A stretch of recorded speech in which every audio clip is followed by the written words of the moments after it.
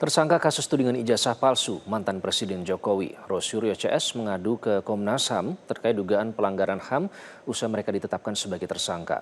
Roy CS merasa kriminalisasi dan kebebasan berekspresi mereka dibatasi. Rosyuryo CS menemui Komnas HAM terkait statusnya sebagai tersangka. Roy diterima langsung oleh Ketua Komnas HAM Anis Hidayah dan Wakil Ketua Internal Komnas HAM Prabianto Mukti Wibowo. Roy Suryo menyampaikan penetapan statusnya sebagai tersangka serta pencekalan dan kewajiban lapor merupakan pelanggaran berat hak asasi manusia. Menurutnya penelitian terkait ijazah Jokowi sudah sesuai prosedur dan atas permintaan tim pembela ulama dan aktivis sebagai saksi ahli. Informasi kami dulu pernah datang ke sini dan juga menyampaikan, dan tadi Komnas HAM juga menyampaikan kalau dulu sudah bergerak, tetapi ini ada beberapa data baru yang termasuk yang di-highlight adalah ketika status kami naik menjadi tersangka, kemudian kami kena cekal, kemudian kami kena wajib lapor. Itu adalah pelanggaran hak asasi manusia yang luar biasa berat. Ya. Dan kami tadi menyampaikan bahwa ini buktinya, kalau kami itu ketika melakukan penelitian, itu adalah resmi diminta oleh TPUA waktu itu, selaku saksi, ya, selaku ahli. Dan saksi atau ahli itu berdasarkan Undang-Undang Perlindungan Saksi dan Korban, itu memang tidak boleh ditersangkakan, gitu, apalagi dilakukan pelanggaran hak asasi manusia seperti kami. Roy Suryo CS menemui Komnas HAM untuk mengadu soal status tersangka mereka dalam kasus dugaan ijazah palsu Jokowi. Mereka merasa penetapan status tersebut sebagai bentuk pelanggaran HAM dan kriminalisasi. Kita akan membahasnya langsung bersama kuasa hukum Roy Suryo CS, Jahmada Girsang. Bang Jahmada, selamat malam. Selamat malam, Bung Iqbal. Sehat Serta selalu. kuasa hukum Jokowi, sehat selalu. Iya, ada Bang Rifai Kusumanegara. Bang Rifai, apa kabar? Kabar baik Bang Iqbal, selamat malam semuanya, Bang Jahmada. Baik. Malam juga. Semoga selalu sehat ya, abang-abang. Saya ingin ke Bang Amin. Jahmada, terlebih dahulu Bang Jahmada. Jadi sebelumnya, Mas Roy ini sebenarnya sudah pernah mendatangi Komnas HAM ya, mohon dikoreksi, tanggal 11 Agustus 2025. Saat itu yang diadukan adalah dugaan kriminalisasi terhadap 12 orang. Dan Komnas HAM menerima laporan dan akan ditindaklanjuti sesuai dengan tupoksi dari Komnas HAM. Nah, setelah mengadu kemarin, apakah ada respon atau tanggapan yang diberikan oleh Komnas HAM untuk yang kedua kalinya ini, Bang Jahmada? Oke, baik Bung Iqbal. Memang sekitar bulan Agustus yang lalu, kita memang menghadap Komnas HAM, bahkan lebih serius. Tapi waktu itu kita masih bergabung ya, dalam tim pembelaan aktivis dan ulama saat itu. Tapi sepertinya sejak kita menghadap Komnas HAM, tidak ada progresif yang berarti yang kita dapatkan. Bahkan kita temukan justru beberapa hal yang sangat tidak kita sangka. Contohnya beberapa lembaga seperti Barreskrim atau apapun itu, gelar perkara atau apapun, sekilas sih mengundang Komnas HAM. Tapi nyatanya tadi terbuka, karena langsung diterima oleh Ketua Komnas HAM, ternyata Komnas HAM pada beberapa event itu tidak dilibatkan. Nah, ini hal yang mengejutkan bagi kita. Artinya dari kunjungan pertama sampai dengan Agustus lalu, sampai tadi kunjungan yang kedua, kita tadi kunjungan kedua ini khusus RRT ya, dari Roy, Rismond, dan Tifa, dan kami kuasa hukumnya. Karena sekarang ada perbedaan itu, ada pemisahan kuasa hukum, ya bukan tujuannya berbeda, tapi untuk konsentrasi saja. Khusus kita menangani RRT. Begitu Bung Iqbal sementara. Jadi pertanyaan Anda, dari Agustus kemarin sampai dengan hari ini, Agustus lalu lah ya, tidak ada perkembangan signifikan yang kita dapatkan dari perlindungan lah, katakanlah kita direspon oleh Komnas HAM. Dari pelaporan yang kedua ini Bang Jahmada, kalau yang dari pelaporan pertama dianggap tidak ada perubahan, yang diharapkan dari pelaporan atau pengaduan yang kedua ini apa hasilnya Bang Jahmada? Oh iya, banyak. Sehubungan dengan eskalasi atau peningkatan dari proses pemeriksaan khususnya di Polda Metro Jaya yang menjadi sentral daripada kasus ijazah palsu ini, ya ada yang kita harapkan. Kenapa kita mengadu ke Komnas HAM hari ini adalah adalah salah satu dari 8 atau 9 program legal action kita sudah rancang. Sesudah tim RRT ini dibentuk sejak 26 November 2025 yang lalu. Salah satunya adalah kunjungan ke Komnas HAM, ke Dikdasmen, dan lain-lain. Nah, yang kita harapkan tadi adalah begini. Dari perkembangan pemeriksaan atau proses due of law di Polda Metro Jaya, ada yang khususnya prinsipal kami atau Roy, Rismond, dan Tipa ini merasakan beberapa hal kejanggalan yang mengganjal hak asasi, hak dasar mereka. Satu diantaranya hak kebebasan. Kenapa saya sebut hak kebebasan? Mereka ini adalah peneliti. Ini kita perdalam sesudah kita mengumpulkan sampai sekarang tuh 7 ahli. Dan mereka memberikan masukan dan juga keterangan kemarin di Polda Metro Jaya sudah memberikan keterangan 3 orang. Sejujurnya mereka ini tidak boleh dikekang kebebasannya karena peneliti. Dan ini profesor, 7 orang profesor mengatakan hal yang sama.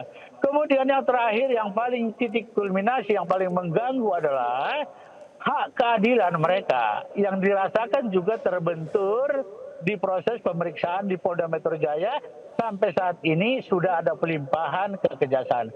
Begitu Mas Iqbal sementara ya sama rekan. Baik, jadi itu seharusnya pada saat diminta TPUA sebagai saksi dan ahli itu tidak boleh ditersangkakan dan itu yang dinilai sebagai bentuk pelanggaran HAM berat. Bang Rifai, bagaimana Anda menanggapi pelaporan dari Roy Suryo CS ini, Bang Rifai? Pertama ya, bahwa ini kan menarik ya kalau kami berangkat dari fakta.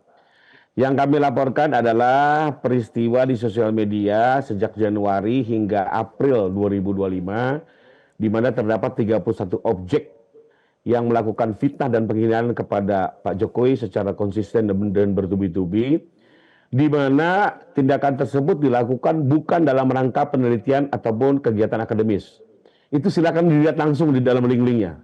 Jadi tindakan-tindakan yang dilakukan ini sama sekali tidak ada kaitannya dengan penelitian ataupun kegiatan akademis. Itu faktanya ya. Baru setelah kami laporkan di 30 April, beberapa bulan kemudian mereka merubah strategi mengklaim diri sebagai peneliti.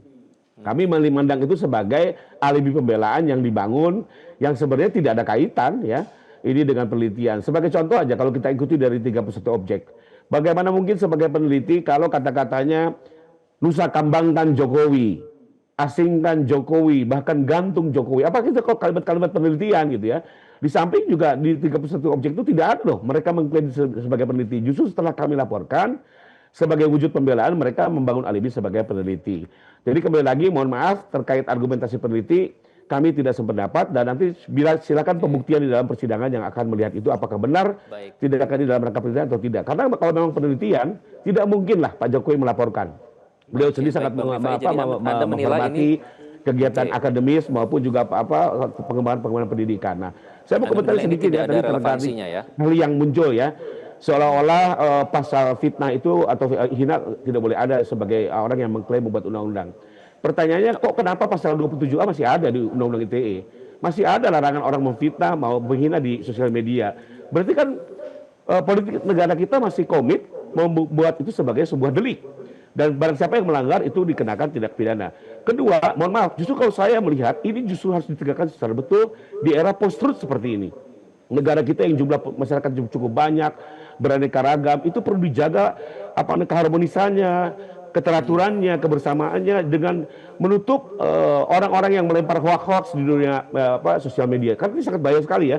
Kalau kita biarkan hoax-hoax dilempar apalagi dari negara asing, memecah belah bangsa ini sangat bahaya dan salah satu cara mengamankannya adalah ya memang seperti ini ada pasal 27A.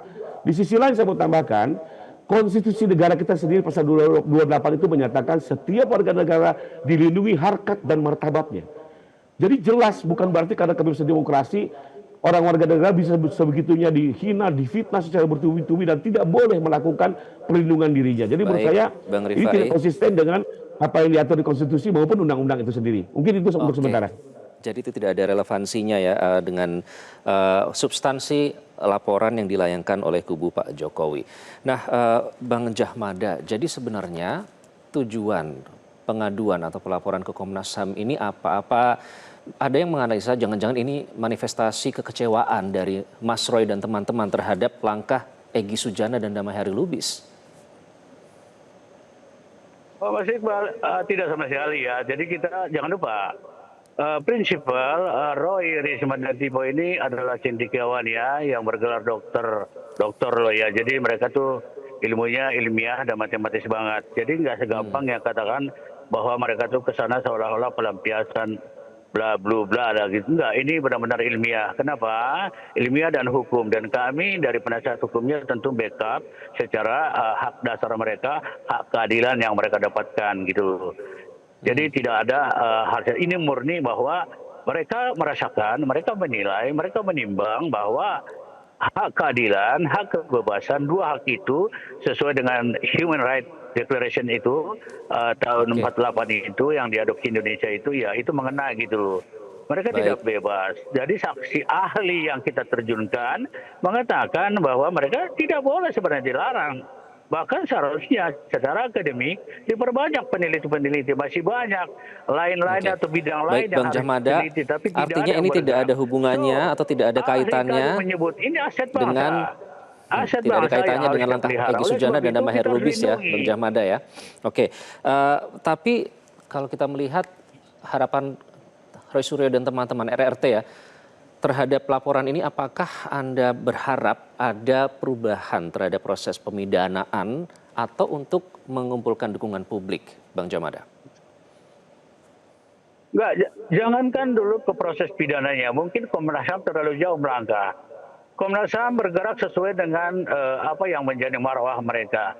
Hak asasi daripada tiga RRT ya, Roy, Risman dan Tiba, itu tolong di backup, tolong dilindungi, tolong diluruskan.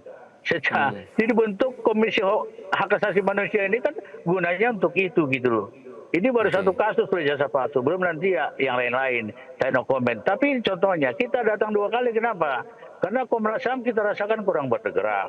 Di Barreskrim kemarin ikut serta, tapi pandangannya menurut kami tidak objektif. Bahkan ya cenderung memihak dari komentar-komentarnya. Saya tidak perlu kasih tahu siapa itu. Tapi menurut kami seharusnya Komnas HAM ini netral atau setidaknya benar-benar menerapkan Deklarasi Human Rights itu tahun 1948 yang diadopsi Indonesia. Kebebasan untuk berpendapat, kebebasan keadilan, kebebasan berserikat dan sebagainya harus diterapkan. Jadi bukan kepidananya, kalau pidananya kan lain lembaganya. Masa Komnas HAM Jadi itu yang diharapkan supaya Komnas HAM membackingi RRT ya terkait dengan dugaan pelanggaran HAM. Diharapkan ada backing atau paling tidak melindungi teman-teman peneliti begitu. Bang Rifai, gitu. saya ke Bang Rifai terlebih dahulu karena durasi kita sudah akan habis, Bang Rifai. Jadi apa yang Anda lihat, apa yang bisa Anda analisa dari langkah yang akan dilakukan oleh Roy Suryo dan teman-teman ini? Karena sekarang berkasnya sudah dilimpahkan, kemudian proses juga terus berjalan. Apa yang Anda nilai, Bang Rifai? Ya, pertama kita juga harus menghargai setiap warga negara yang berhadapan dengan hukum tentunya memiliki hak untuk melakukan pembelaan diri secara maksimal. Ruang itu tidak boleh kita tutup, apalagi kita perkecil. Jadi rekan-rekan nanti akan membela Pak Roy Suryo seperti apa itu monggo kerso. Ya sekalipun kembali lagi, ini kan apa namanya kalau dalam ilmu pengetahuan tesis antitesis pro kontra. Nanti biarkanlah hakim akan melihat ini secara jernih ya, dengan melihat fakta-fakta. Karena kembali lagi dalam menelisik sebuah peristiwa hukum itu kembali dulu ke fakta. Jadi karena kalau fakta yang diinput itu benar, baru nanti masuk kepada kajian hukum yang benar ya. Karena kami kembali lagi tidak melihat apa yang dilakukan ini merupakan bagian dari kebebasan berpendapat atau kebebasan berekspresi. Kami menghargai, itu bagian dari hak warga negara yang perlu dilindungi. Tapi jelas ini bukan berpendapat, ini pernyataan palsunya, penggunaan ijazah palsunya, bahkan pembuatan ijazah palsu dari Pak Jokowi ya. Dan itu bagaimanapun juga tentunya akan mencederai harkat dan martabat beliau ya, sebagai orang yang betul-betul menempuh kuliah selama 5 tahun, menerima ijazah secara asli, tapi secara terus-menerus digulirkan dan membuat masyarakat terprovokasi, terhasut dengan informasi yang tidak benar. Lagi-lagi korban dari tidak punya fitnah itu bukan hanya Pak Jokowi, tapi seluruh masyarakat yang mengkonsumsi. Jadi langkah hukum ini juga untuk melindungi seluruh masyarakat agar tidak mengkonsumsi berita-berita yang tidak benar, yang bersifat penghasutan, apalagi memprovokasi. Dan dari kasus ini bisa kita belajar bagaimana kita menjaga era post-truth di Indonesia dengan baik. Sosial media bisa Baik, Bang digunakan dengan Rifai. sebaik-baiknya, tapi di sisi lain juga tetap menghargai setiap warga negara, harkat warga negara, sebagaimana diamanahkan pasal 28 konstitusi kita. Demikian. Baik, Bang Rifai, Bang Jahmada, ini menarik ya, karena kalau kita melihat atau menarik kesamaannya sebenarnya kedua pihak ini mengklaim demi kepentingan publik. Kita berharap ini memang benar-benar demi kepentingan publik ya. Karena selanjutnya nanti kita menunggu bagaimana respon dari Komnas HAM, karena sudah laporan atau pengaduan kedua kalinya, jangan sampai nanti harus mengadu yang ketiga kalinya, dan proses hukum juga tetap berjalan, kita akan kawal terus. Terima kasih Bang Jahmada, Bang Rifai sudah bergabung dengan Prime Time. Sama-sama Bang Iqbal, Bang Jahmada. Jelajahi cara baru mendapatkan informasi. Download Metro TV Extend sekarang.